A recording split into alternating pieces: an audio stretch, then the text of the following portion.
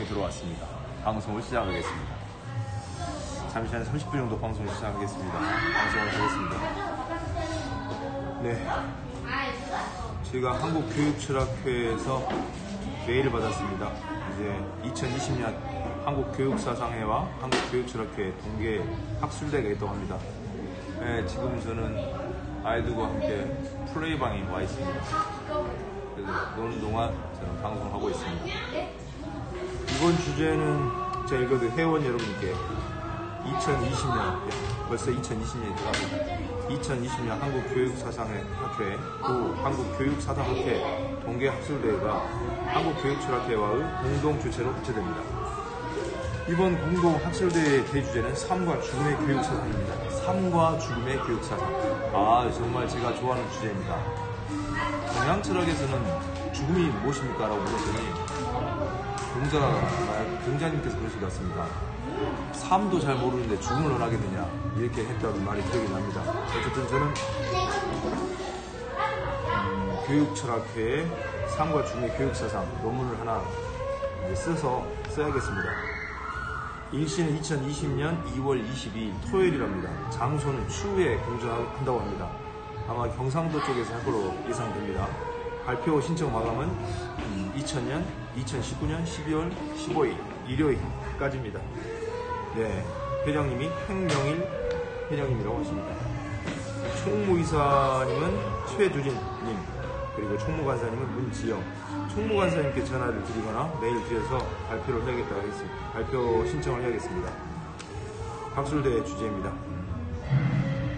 이번 동계 학술대회에는 삶과 죽음의 교육사상입니다. 근래의 웰빙과 더불어 웰다잉이 사회적으로 강조되고 있다고 합니다. 인간의 삶과 죽음의 근본적인 문제는 교육의 중요한 부분일 수밖에 없습니다. 이에 관해 삶과 죽음의 의미를 되새겨보고 삶과 죽음의 교육을 고찰해보는 시간을 갖는다고 합니다. 많은 분들이 참여해 주시면 좋겠습니다. 아래의 하위 주제를 참고하시고 현재 관련된 연구를 하고 있거나 관심 있는 분들께서는 많은 신청을 해주시기 바랍니다. 감사합니다. 라고 왔습니다. 메일이. 하위 주제, 삶과 죽음. 플라톤은 파이돈에서 인간이 죽을 때 몸은 소멸하지만 영혼은 소멸되지 않고 영원하다고 합니다. 그래서 그 영원한 영혼이 두 가지를 가지고 합니다. 살았을 때 있었던 교양과 생활 방식입니다. 한마디로 삶을 갖고 가는 거죠. 어떻게 살았는지 본인의 삶을 가지고 사후 세계로 간다는 겁니다. 그래서 잘 산 사람은, 교양 있고 생활 방식이 좋은 사람은 축복받은 자들의 섬으로 가서 소크라테스도 만나고, 또 그 전에 호메로스, 헤시오도스, 그 전에 이전에 있었던 영웅들을 만나서 이야기를 한다는 그런 기대감을 갖고 있더라고요.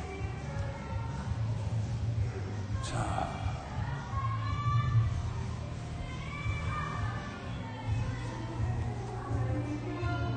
네, 죽음에 대한 유교적 이해를 살펴보겠고요. 불교에서 보는 삶과 죽음, 생사윤회에 벗어난 삶의 추구, 이런 것도 있고, 도교의 생사관, 최진섭이라는 교수님께서 쓰셨네요. 방금 불교의 삶과 죽음은 안옥선 교수님, 예전에 세상을 작고하신 안옥선 교수님께서 쓰셨고, 죽음에 대한 유교의 이해는 김교빈 교수님 쓰고 계십니다. 맛있게 드세요. 생사의 죽음 이해도 써야겠습니다. 실존 철학에서 삶과 죽음의 문제의 이상이, 이런 책들을 읽고 이제 논문들을 읽고 논문을 작성해봐야겠습니다. 발표는 내년 2월 22일이니까 충분히 지금부터 쓰면 9달간 쓰면 충분할 것 같습니다. 발표문요. 15일까지 신청하면 되니까 해보겠습니다. 재밌게 노셔야죠. 재밌게 노셔야 됩니다. 네, 플레이방에서 열심히 뛰어놀고 있습니다. 플레이방에 안을 한번 보여드릴까요? 자, 봐보겠습니다. 플레이방 어떻게 뛰어놀고 있는지. 자, 보겠습니다. 플레이방 이렇게 놀고 있네요. 사람들이 여기 놀고 있습니다. 아이들이 열심히 놀고 있습니다. 네, 이렇게 생긴 오락실입니다. 야구장도 있습니다. 야구장도 있어서요. 재밌습니다. 야구는 비가 와서 아무도 치고 있지 않습니다. 노래방에서 노래도 부르고 있고요. 네, 재밌는 곳입니다. 제가 좋아하는 텀블러도 있습니다. 여기서 자꾸 제가 한번 해봤던 기억이 납니다. 네, 다시 저로 돌아왔습니다. 자, 앉아서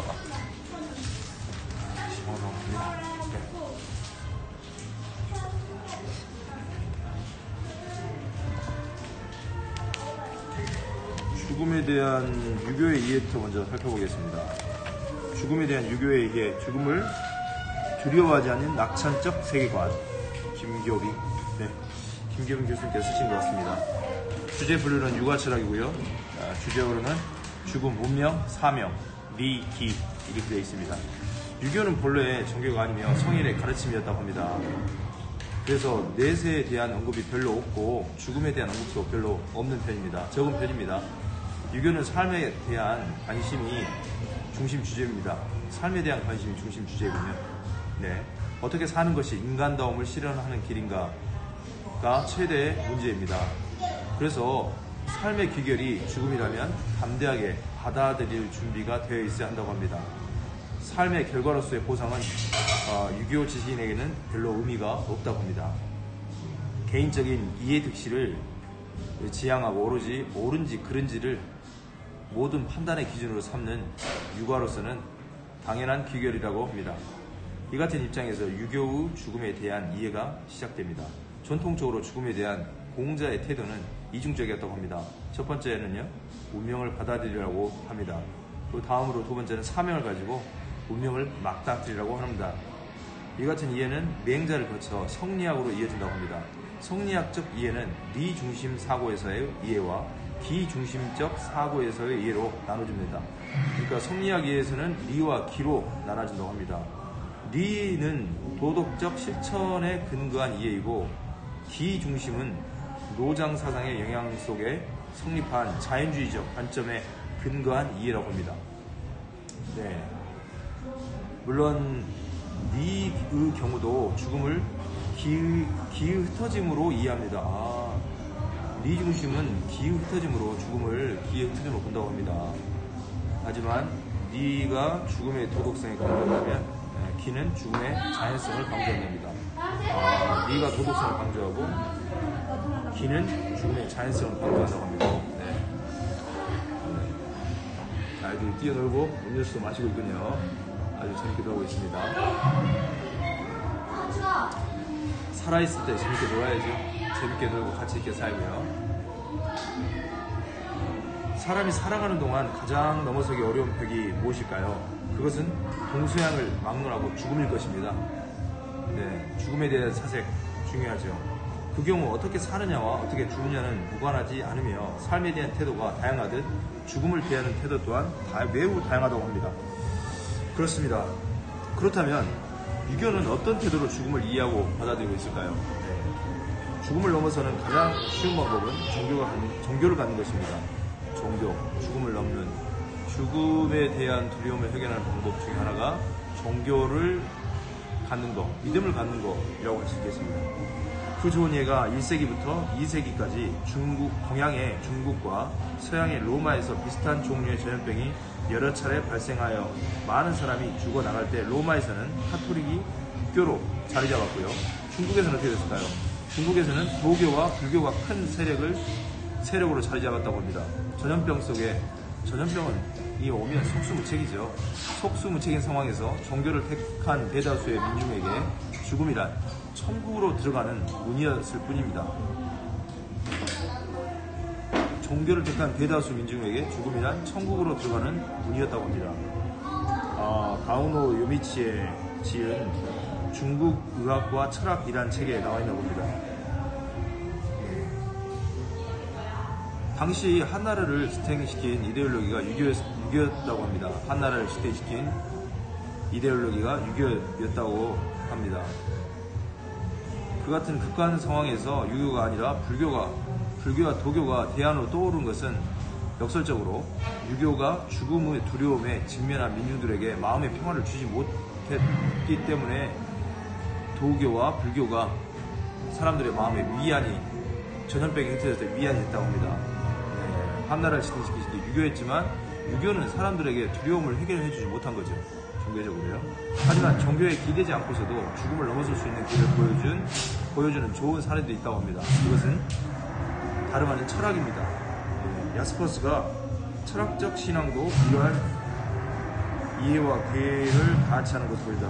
그러니까 플라톤이 철학적 신앙이죠. 영원히 죽어서 습관과 그리고 생활 방식과 교양을 갖고 간다 그러니까 교양은 교육과 관련된 겁니다. 이런 걸 갖고 가니까 가지고 간다고 합니다. 그러니 종교가 기대지 않고서도 종교에 기대지 않고서도 죽음을 넘어설 수 있는 길을 보여주는 것이 여러 사례가 있겠지만 철학이라고 합니다. 특히 유교는 지식인에게 국한된 것이기는 하지만 종교가 아니면서도 죽음을 가볍게 넘어설 수 있는 길을 제시해 주었습니다. 유교에서도요. 사실 유교적 세계관의 주된 흐름은 비극적 세계관입니다. 이러한 유교의 모습을 잘 보여주는 사람이 사마천이라고 합니다. 사마천은 사기에서 사람들은 하늘이 공평무사해서 언제나 착한 사람 편을 든다고 하는데 어주기만 했던 백이와 숙제는 청렴고결하게 살다가 굶어 죽었고 공자가 70제자 가운데에서 가장 아끼던 안회는 가난에 찌들어 지내다가 요절했지만 유명한 도척은 죄 없는 사람을 죽이고 온갖 악행을 저지르고도 천수를 다 누렸다고 하면서 천도는 과연 옳은가 그른가 라고 질문을 물었습니다. 이 말 속에는 선하게 살아도 인과응보 같은 보상이 없는 유교의 비극적 세계관이 그대로 드러나 있는 것입니다. 하지만 유교의 강점은 바로 여기에 있습니다. 결코 보상을 바라지 않으면서 사람답게 산 결과가 죽음이라면 흔쾌히 받아들일 수 있는 자세야말로 유교가 가진 강점인 것입니다. 유교 지식인들의 죽음 이해, 한번 살펴볼만 합니다. 유교 사상의 뿌리가 되는 공자와 맹자를 중심으로 선진 유가의 죽음에 대한 이해를 살펴보면 좋겠습니다. 네. 이어서 유교를 철학적 체계를 갖춘 학문으로 재구성한 성리학에서의 죽음에 대한 이해를 리 중심 철학의 관점과 기 중심 철학의 관점으로 나누어 서술합니다. 네, 저도 처음 배웠습니다. 유교를 철학적 체계를 갖춘 학문으로 재구성한 성리학, 그러니까 유교를 성리학으로 재구성했군요. 그리고 성리학에서의 죽음에 대한 이해를 리 중심의 철학적 관점과 기 중심의 철학적 관점으로 본다고 합니다. 유교에서는 크게 보면 삶의 연장이 죽음이었으며 삶의 연장이 죽음이었다고 합니다. 어떻게 사느냐가 중요했을 뿐입니다. 죽어서 어떻게 사후에 어떻게 되느냐가 중요한 게 아니고 삶이 중요한 겁니다. 사람답게 산 결과가 죽음이라면 언제든 받아들일 수 있는 자세가 유교 지식인의 태도라고 합니다. 따라서 죽음은 두려움의 대상이 아니라 자연스러운 결과인 것입니다. 그런 점에서 볼 때 유교에서의 죽음이 의미 있는 것은 그러한 죽음을 있게 한 삶이기 때문입니다.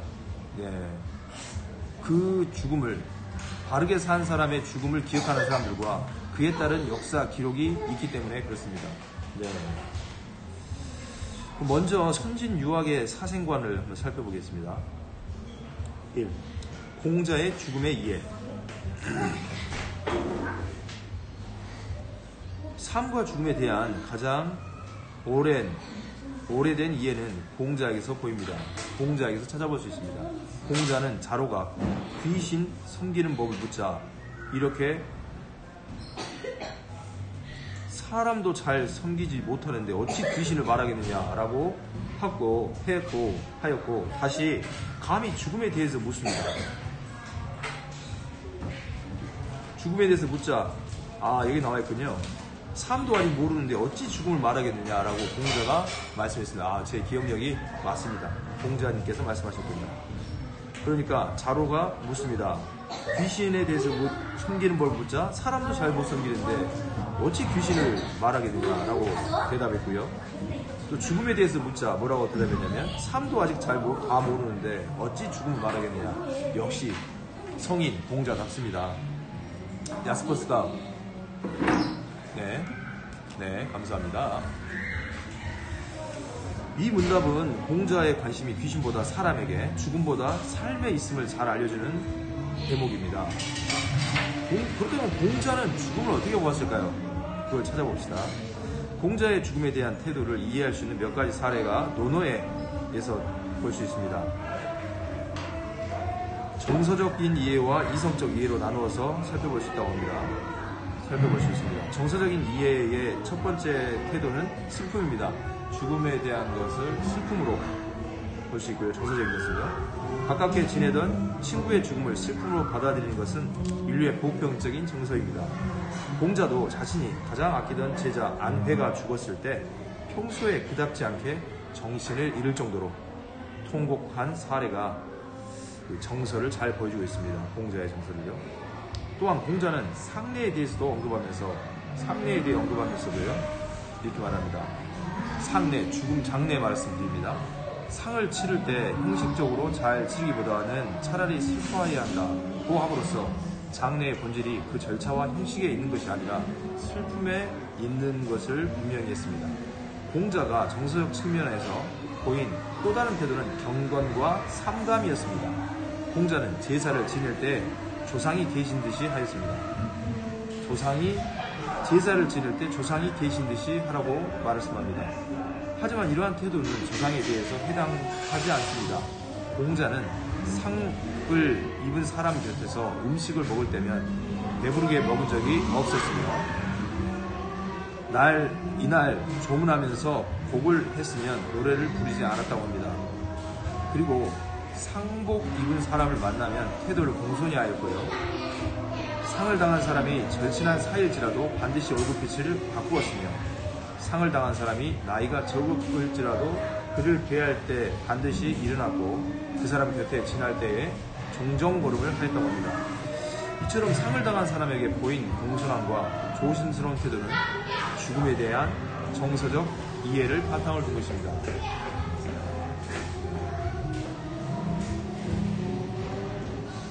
열심히 뛰어나고 있군요. 그럼에도 다음으로 이성적 이해를 살펴보겠습니다. 이 같은 이해는 명에 대한 공자의 언급에 잘 나타나 있습니다. 공자는 사실 이해관계를 따지는 일, 사람다움, 그리고 생명에 대해서 별로 언급하지 않았습니다. 그럼에도 죽음에 대한 공자의 이해를 가장 잘 나타내고 있는 단어는 영입니다.